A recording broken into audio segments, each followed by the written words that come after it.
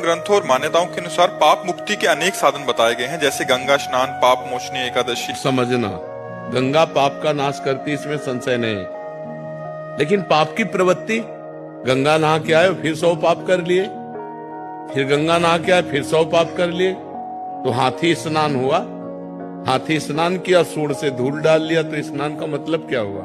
ये लोग तीर्थों में जाते हैं, तीर्थों का आनंद लेने थोड़ी जाते हैं, मनोरंजन करने जाते हैं।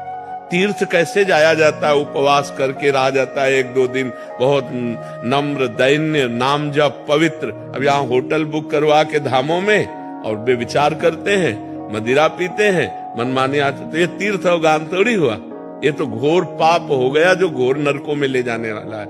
आजकल हरिद्वार, काशी, वृंदावन लोग भाव से तो 2-4 आते होंगे, नहीं तो मनोरंजन करने आते हैं। तो हमें चाहिए भगवान का नाम स्मरण करते हुए तीर्थ अवगाहन करें, या खेती किसानी करें, या व्यापार करें, या नौकरी करें, वो सब समान है।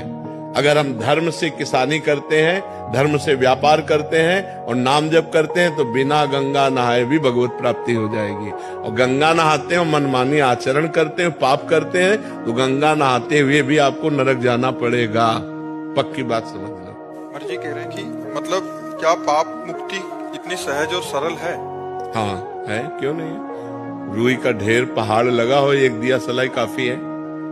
1 सेकंड में अनंत पापों का नाश हो जाएगा। राम कहो, कृष्ण कहो, हरि कहो, राधा कहो, अंतिम श्वास आ जाए यही राधा राधा कहते हुए, अनंत जन्मों के पाप नष्ट होकर भगवत प्राप्ति हो जाएगी। बिना भगवान का स्मरण किए हुए जीव का परम कल्याण नहीं हो सकता। इस कलिकाल में और कोई साधन नहीं है, सच्ची मान लीजिए।